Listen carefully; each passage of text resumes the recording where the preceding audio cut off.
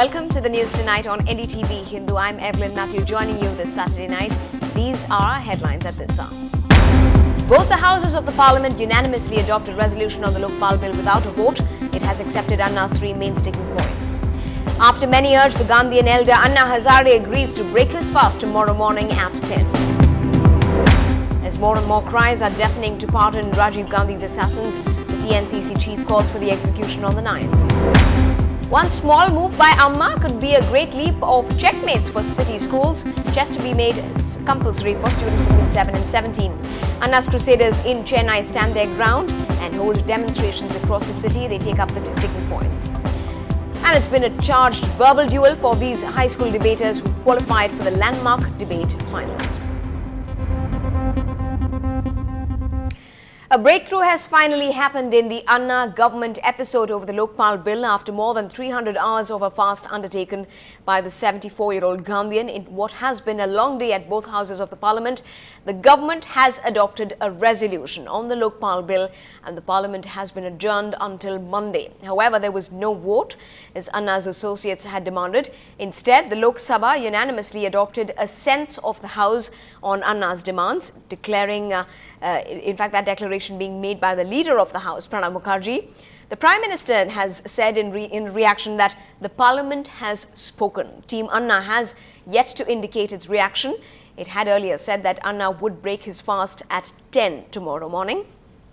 This also indicates that the Lokpal or an Ombudsman committee has been approved in principle, and this will investigate charges of corruption against public servants. So in a sense, political parties have signed off Anna's trio of essentials: the Lokpal model to be introduced in states, junior bureaucrats to be accountable, and citizens' charters to be displayed in all of the government offices.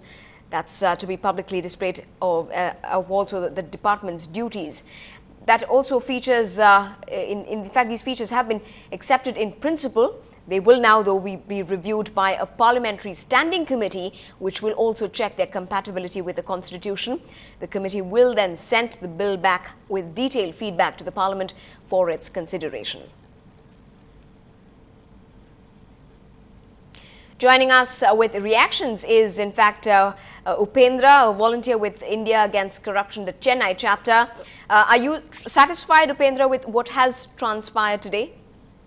We are extremely happy for whatever has happened until now. The saga of 11 days, we've been literally stalling. Anna's effort and Anna's fast given results.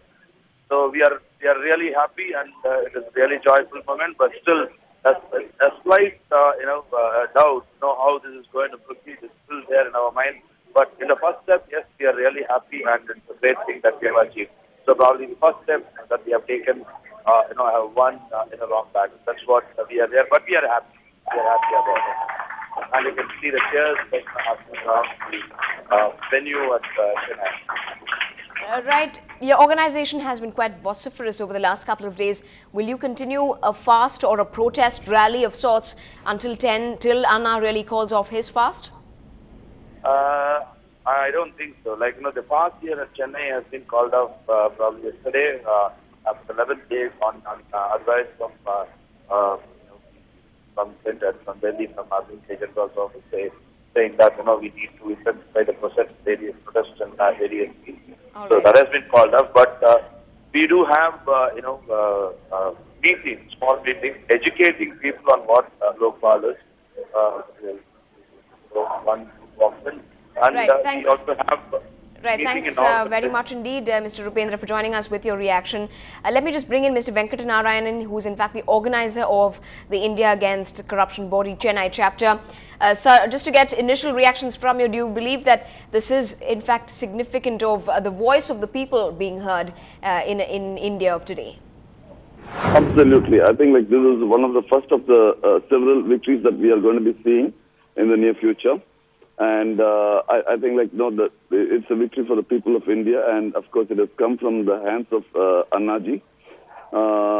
I think I'm too overwhelmed to be I'm lost for word, I should say. Right. Will you continue on a protest even tomorrow till Anna calls off his personal fast. Is this something that you're going to be rallying against? Not really. Like, we are at this point of time savoring the taste of the victory. And tomorrow we are going to be having a huge rally at Marina Beach, which is going to be the culmination of all the efforts that a lot of volunteers have put in together. And we have got plenty of support from the public, from various people. I think, like, it's only fair that we share this victory with all the people, because they are very, very eager to do this. Right. Thanks very much indeed for joining us with your initial reactions. A victorious moment, as he says, there for many of the people who've been, in fact, joining in support with Anna here in the city of Chennai as well. Well, in fact, Bollywood has made its presence felt clearly in this national matter through the last few days. Today, actor Aamir Khan was at the Ram Leela Maidan and urged Anna to stop his fast. He added that the nation needed Anna's leadership for later struggles as well. हमें अन्ना जी की जरूरत है और अन्ना जी की leadership की जरूरत है। जनता को अन्ना जी की लीडरशिप की जरूरत है। तो मेरी आप सबके सामने उनके लिए ये रिक्वेस्ट है कि आज वो अनशन समाप्त करें। ये मेरी दिली रिक्वेस्ट है, और ये जो मैं रिक्वेस्ट कर रहा हूं वो इसलिए कर रहा हूं क्योंकि हम सब समझते हैं कि ये एक प्रोसेस है जहां पर पार्लियामेंट इस पर डिबेट करेगी, और हम चाहते भी हैं कि पार्लियामेंट डिबेट करे। आखिर पार्लियामेंट के लोगों को हमने ही चुना है, और इसीलिए आज हमें इलेक्शन की इंपॉर्टेंस या वोटिंग की इंपॉर्टेंस आज हमें खूब समझनी चाहिए।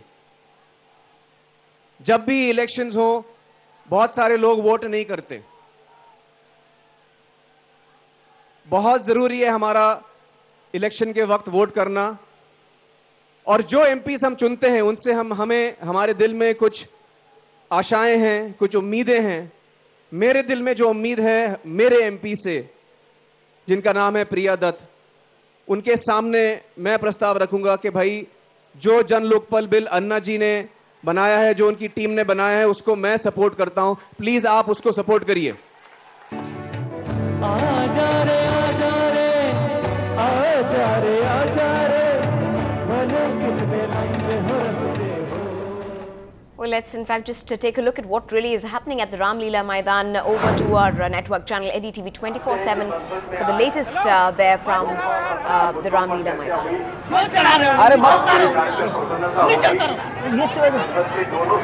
कुछ नहीं दिखता है। आप जानते हैं कि संसद में आज लोकपाल संबंधी मुद्दों पर चर्चा हुई। आपको ये जानकर प्रसन्नता होगी कि संसद के दोनों सदनों के आपके द्वारा अपने पत्र में उठाए गए 3 बिंदुओं पर एक रेजोल्यूशन पास किया है। इस रेजोल्यूशन के अनुसार संसद निम्न 3 विषयों पर सैद्धांतिक रूप में सहमत है।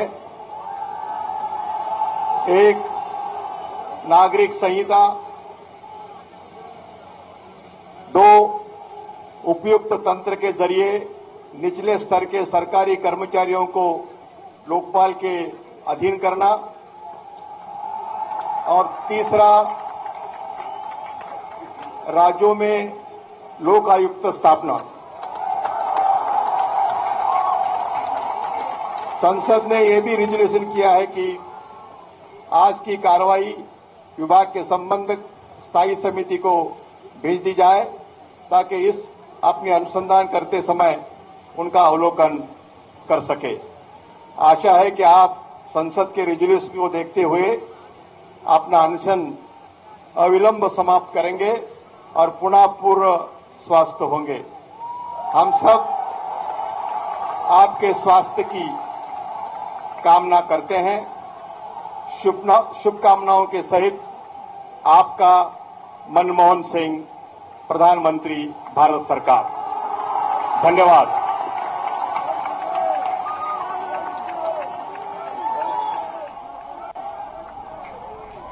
Well, clearly celebrations beginning there at the grounds in Delhi after the government's emissary has taken that letter from the Prime Minister, Dr. Manmohan Singh, to Anna Hazare in person, and a wish and a hope there going out for his better health condition as well from Dr. Singh himself.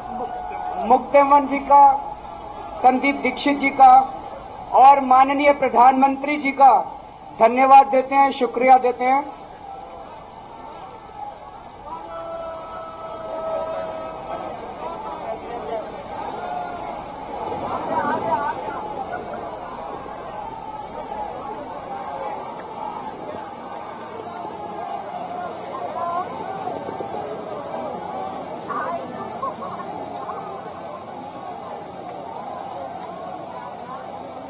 आज जन लोकपाल के 3 मुद्दे regulation के साथ जो parliament में सम्मत किए गए हैं, इसलिए मैं सभी पार्लियामेंट मेंबर को बधाई देता हूं, शुभकामना व्यक्त करता हूं। ये जो आज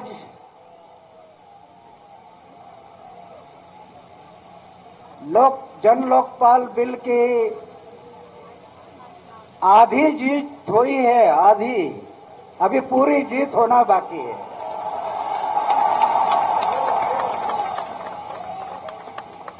और आधी जीत जो हुई है, हमारे पूरे देशवासियों ने, हमारे भाई बहन, बच्चे, स्कूल के, कॉलेज के युवक, युवती, सब युवा शक्ति, इनकी जीत है, ऐसे मैं मानता हूं।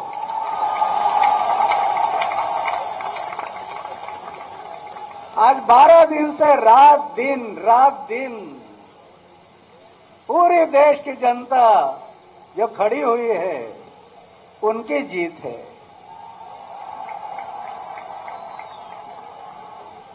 हमारे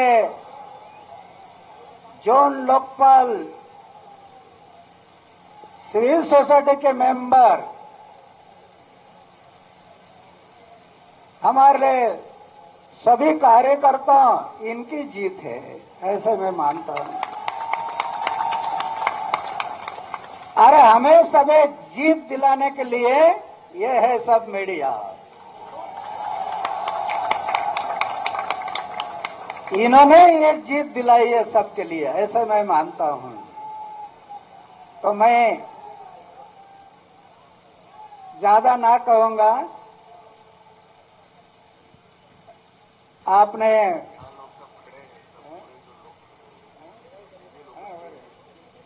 आज जो लोग हमारी बहन मेधा पाटकर, उनको सुन रहे हैं कई दिनों से, क्या है जीवन में, पूरी लड़ रही है बस समाज और देश के लिए। तो यहां आकर भी उन्होंने जो कुछ आपके लिए संबोधित किया, उनकी भी ये जीत है। और खास तौर पर आप रात दिन इधर खड़े हैं, वो आप सबके भी जीत है, ऐसे मैं मानता हूं। तो मैं इस वक्त ज्यादा ना कहूंगा, सवेरे 10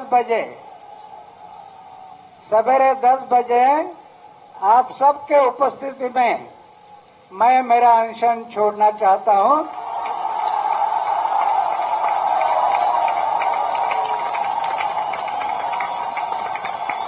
वो भी आपके अनुमति से, आप सबके अनुमति से छोड़ना चाहता हूं। तो हाथ ऊपर करो कि अनुमति है।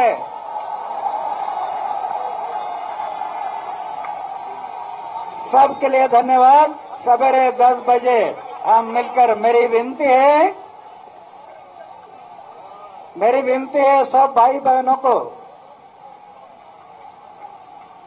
मुश्किलें झेलना जैसे थोड़ा कठिन लगता है, ऐसा जश्न मनाना भी कठिन होता है। उसको संभालना, शांति का भंग नहीं करना।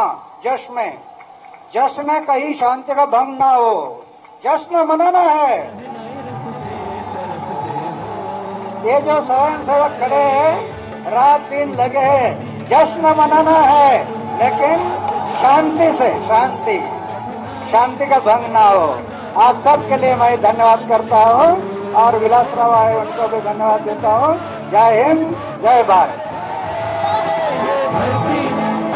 तो सुबह 10 बजे यहाँ बैठे हुए लोग और मीडिया के माध्यम से जहाँ जहाँ तक हम पहुँच पा रहे हैं, आइए सुबह 10 बजे दिल्ली के रामलीला मैदान में जन लोकपाल की जीत के जश्न के लिए हम सबको बुलाना चाहते हैं। आइए मिलकर। All right, in reaction and congratulating the ministers for what has come out, but also maintaining that only half the battle has been won. But he has lauded the unimaginable support from Indians of all ages and from different geographical regions as well. Time for us to slip into another short break, but we'll have more news and updates coming our way on the other side.